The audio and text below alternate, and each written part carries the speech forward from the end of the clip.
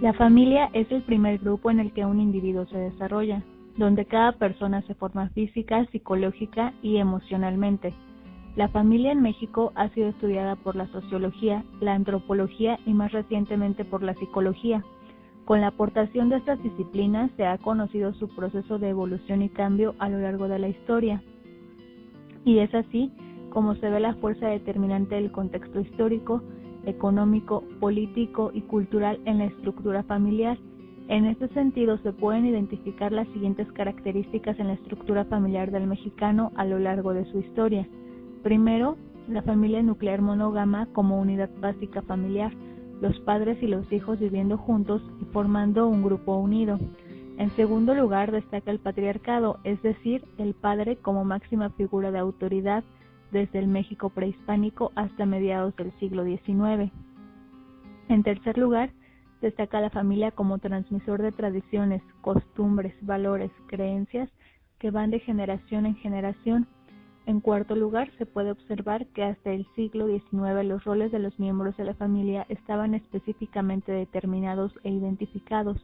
El padre como figura suprema de autoridad y principal proveedor, la madre como la educadora de los hijos y encargada de las labores del hogar. Por último, es importante destacar que hasta mitad del siglo XX, el divorcio y las relaciones sexuales antes del matrimonio, así como las relaciones sin compromiso, eran mal vistas. Las características anteriormente mencionadas han sufrido una radical transformación en este mismo siglo. A partir de la segunda mitad del siglo XX, ya es común que una persona, sea hombre o mujer, pueda elegir a su pareja en base a sus propios criterios de selección. En este sentido, el matrimonio comienza a perder importancia y se comienza a vivir con la pareja en unión libre. Es muy común ver a ambos padres trabajando y las mujeres ejercen su poder en altos mandos de las empresas. Además, los métodos anticonceptivos comienzan a tomar fuerza en nuestro país. Es entonces en los años 80 que la mujer se libera al fin sexualmente y busca esa satisfacción en relaciones que no la mantengan comprometida. Asimismo, la promiscuidad y la infidelidad aumentan, y estos comportamientos ya no son vistos como sacrilegios de muerte. Asimismo, la concepción de un hijo deja de ser un regalo de Dios para convertirse en una decisión seria y planificada. Esto hace que las familias se reduzcan a solo 4 miembros en promedio. En los años 90 ya existen familias monoparentales o conformadas por un solo padre, generalmente madres solteras, lo que da origen a una organización familiar basada en un matriarcado. Los niveles de divorcios y de infidelidades aumentan de una manera importante. Las mujeres ya no temen a estar solas y prefieren la soltería que el matrimonio. Descubren que disfrutar de su sexualidad no implica embarazo, así que no dudan en ejercer esta parte de ellas mismas. Los hombres, al igual que ellas, prefieren relaciones pasajeras y sin compromisos, lo que provoca que las familias surjan muchas veces como producto de un accidente, o que la formación de una familia por elección propia sea a edades cada vez mayores. Los niños, producto de estas relaciones, ya casi no ven a sus padres, son educados por la guardería, por la vecina o alguno de sus abuelos. Son niños criados por la tecnología y muchas veces hijos únicos. La familia ya es solo un grupo de personas que viven juntas y que por el espacio donde viven, cada vez más reducido, carecen de privacidad, de identidad propia y de comunicación y solo saben que son familia por mero compromiso. En la actualidad, el acceso a una carrera o licenciatura se vuelve un requisito para ser competitivo en la sociedad. Todo esto sigue modificándose con la llegada de la adopción como alternativa para procrear y las familias homosexuales. Asimismo, en nuestros días ya no existe una identificación de roles ni de respeto entre géneros, lo que propicia un mayor índice de violencia entre hombres y mujeres. Ya no solo es el hombre quien golpea a la mujer, sino que ahora las mujeres también toman acciones violentas en contra de sus parejas. Esto, aunado a la violencia en los medios de comunicación, hace que proliferen comportamientos cada vez más agresivos y violentos en los niños.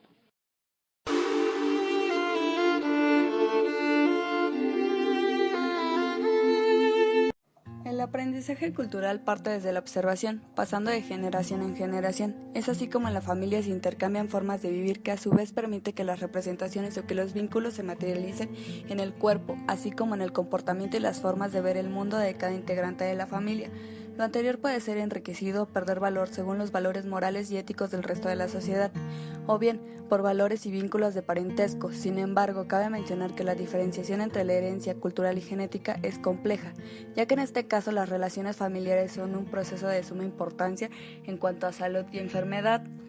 Lo realmente interesante es el proceso por el cual la persona somatiza la relación familiar en su cuerpo, sin darse cuenta del proceso histórico-cultural en el espacio familiar.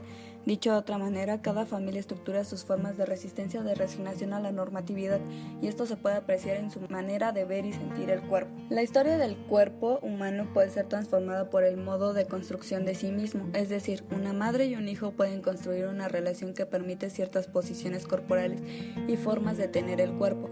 Por ejemplo, las maneras de quejarse, gestos y actitudes pueden ser heredadas cultural y genéticamente. Sin embargo, las maneras de sentir son implantadas en forma de hábitos familiares y de costumbre, por lo que los aspectos psicológicos en la relación familiar se pueden manifestar en formas de ser. El problema con el cuerpo radica en la familia, en la que se construyen ritos bajo los cuales ven y sienten sus condiciones corporales como algo natural.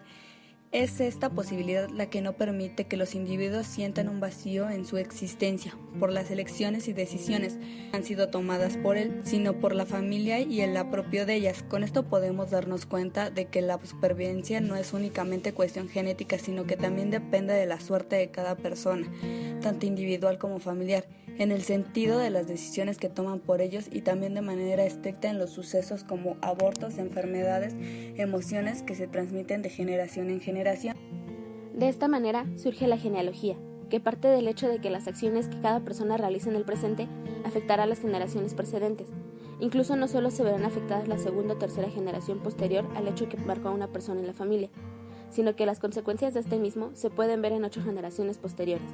Cabe destacar que los hechos que marcan una pauta en la familia usualmente son desagradables, como un aborto, una separación o una muerte, y es por esto que son ocultados, ya que se cree que de esta manera no afectarán a los demás.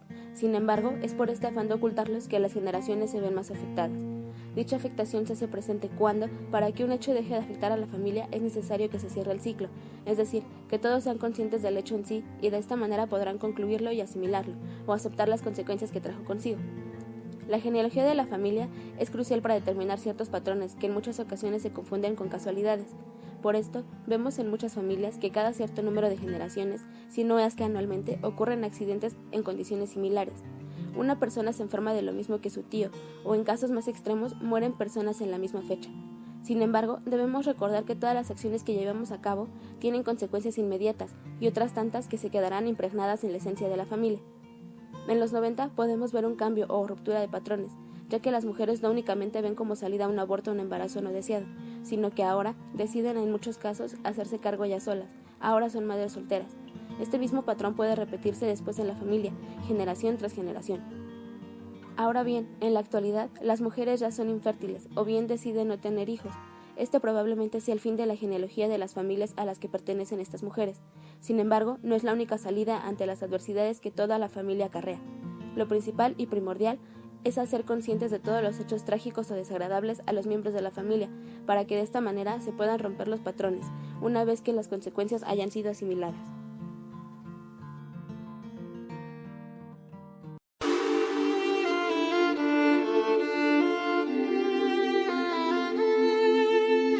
De la familia intercambian maneras y formas de vivir, lo que permite que sus representaciones y vinculaciones se materialicen en el cuerpo, en base a comportamientos y formas de ver el mundo.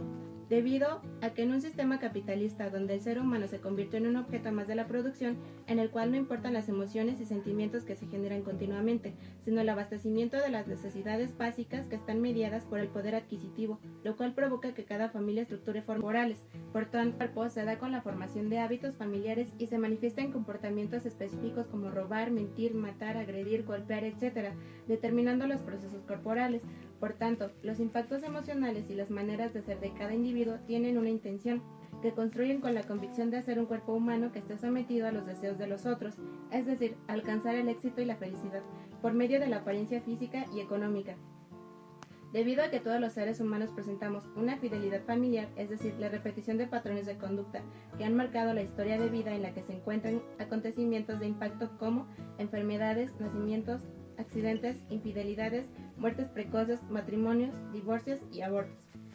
El nuevo estilo de vida, que promete ser cómodo, sencillo y funcional, está provocando síntomas en el cuerpo como dolores de cabeza permanentes, acidez, resfriados, indigestión y dolor de articulaciones. Por tanto, los padecimientos se ven con naturalidad y normalidad entre las personas, y más aún en los núcleos familiares. ya que la gente tiene la creencia que esto se transmite por cuestiones genéticas generacionales, ignorando el poder de las emociones al interior del cuerpo. Esto se puede observar desde los años 30, donde las personas morían a causa de enfermedades transmisibles como parásitos e infección del aparato digestivo o respiratorio, y en los años 60 aumentaron las muertes ocasionadas por accidentes y aquellas derivadas de la violencia o el cáncer. Tomando en cuenta lo anterior, el Dr. Sergio López Ramos propone una nueva realidad corporal basada en 6 principios. 1. La familia es un grupo que actúa como un todo, por lo que las acciones de cada miembro repercuten en los demás, logrando que ésta se mantenga, conserve y preserve. 2. El principio de vida, en el cual el ciclo armónico de fluido energético se mantiene a través de la cooperatividad de todos los miembros de la familia, reproduciendo esto en generaciones de interdominancia y contradominancia por parte de los integrantes del núcleo familiar. 3. Existe una autorregulación en cada individuo, es decir, cuando se mantienen en mejor estado los órganos vitales del cuerpo, como son el corazón, el hígado y el riñón, el cuerpo empieza a mandar avisos a las partes más lejanas del cuerpo, como son la cabeza, los pies y las manos, ya que esto mantiene el principio de vida. Número 4. El cuerpo es el producto del contexto histórico-social, que parte de la política, la economía, la cultura, la ciencia y la religión, que genera un código de valores y comportamientos que son enseñados por la familia, la cual se encarga de reproducir lo mismo de generación en generación, donde la educación se encarga de reforzar la enseñanza de la familia, provocando una fidelidad en comportamientos específicos como son fechas de muerte, nacimientos, adicciones, estados de ánimo y de accidentes. Número 5. Es necesario saber la importancia que tienen las emociones, ya que la falta de control en las personas está generando un desequilibrio al interior del cuerpo, ya que en un sistema que genera estrés, ansiedad, miedo y depresión a causa de la apropiación del deber ser, aunado a una fidelidad familiar, está provocando un incremento en los padecimientos psicosomáticos, por lo cual, a partir del 2005, las principales causas de muerte fueron enfermedades del corazón, tumores malignos y diabetes. Actualmente, los padecimientos que caracterizan a las familias mexicanas son enfermedades crónico-degenerativas como obesidad, artritis reumatoide, tabaquismo, gastritis, cáncer de mama, depresión, colitis, asma, estrés, alcoholismo y drogadicción. Número 6. Es importante entender la emoción a través de la relación órgano-emoción, debido a que las enfermedades ya no son de índole epidemiológica, sino crónico-degenerativas, y la medicina occidental no es capaz de solucionar los padecimientos debido a su fragmentación, que solo perjudica al organismo, ya que utiliza medicamentos y estos afectan más a la salud, por lo cual se recurre a la medicina tradicional china, que se fundamenta en la teoría de los 5 elementos, la cual parte del principio de que el ser humano es una unidad que se relaciona con el todo, es decir, sin fragmentaciones, que está inmerso en un mundo de emociones, por lo cual a cada emoción se le asocia con un elemento de la naturaleza y con un órgano específico del cuerpo, y cuando existe un desequilibrio en las emociones, se produce un padecimiento, el cual puede identificarse en una parte exterior del cuerpo, como son los ojos, la lengua, los labios, la nariz y el oído. Dicha relación se establece de la siguiente manera: madera, hígado, ira, ácido, ojos; fuego, corazón, intestino delgado, alegría, amargo, lengua; tierra, estómago, ansiedad, dulce, labios; metal, intestino grueso, tristeza, picante, nariz; agua, riñón, vejiga, miedo, salado, oído. Por lo tanto, se puede observar en las familias mexicanas diversos hábitos alimenticios que se asocian con las emociones que predominan en el núcleo familiar. Por ejemplo, en una familia en la que cocinan con sabores picantes, la emoción que predominará en los integrantes será la tristeza.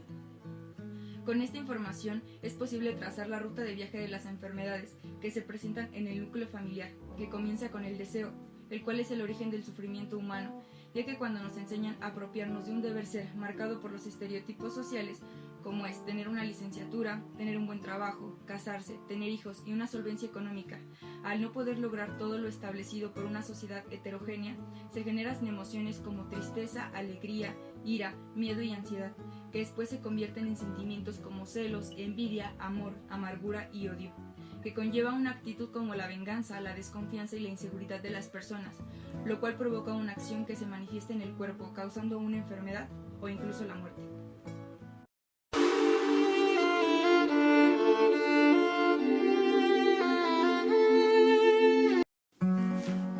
Este nuevo estilo de vida, que promete ser cómodo, sencillo y funcional, está generando una extrema desigualdad con el modo de vivir, debido a la jerarquización de las clases sociales, lo cual está provocando un desequilibrio en las familias mexicanas, que está determinando la salud y la enfermedad de sus integrantes, porque en el entorno familiar realizan y somatizan las mismas relaciones, lo que después se manifiesta en un lenguaje psicosomático. Por esta razón, las problemáticas se están complejizando cada día más. Están apareciendo nuevos padecimientos y patologías, como es que las familias adoren y se obsesionen con peluches, o que tengan un exagerado cariño por las mascotas, debido a que la educación que se recibe se está alejando de su funcionamiento natural y está creando seres humanos superficiales, que solo les importa pertenecer a un deber ser y alcanzar una felicidad efímera en el sistema enfermizo que solo le interesa la productividad que deja la explotación de las personas de clase media y baja. Por esta razón, en las familias se ve la necesidad de que ambos padres tengan que trabajar, y esto ocasiona que la educación se deje en segundo lugar, anteponiendo necesidades económicas y superfluas, lo que está ocasionando un desequilibrio de las emociones, porque en nuestro interior seguimos siendo totalmente orgánicos, y al adaptarnos a una nueva realidad genera innumerables enfermedades e inconformidades que se ven expresadas en las familias, ya que es ahí donde se genera el mayor descontrol del cuerpo, debido a las experiencias que se viven en casa. Por lo tanto, todas las sintomatologías continuarán en aumento, es decir, cuando nos apropiamos de los estereotipos sociales, se crean al interior de las familias procesos de autodestrucción, por no poder alcanzar el prototipo ideal de apariencia y comportamiento, lo cual se expresa en la forma de que el cuerpo se va deteriorando y enfermando frecuentemente, de gripa, dolores de garganta, migraña, dolores musculares y malestares estomacales.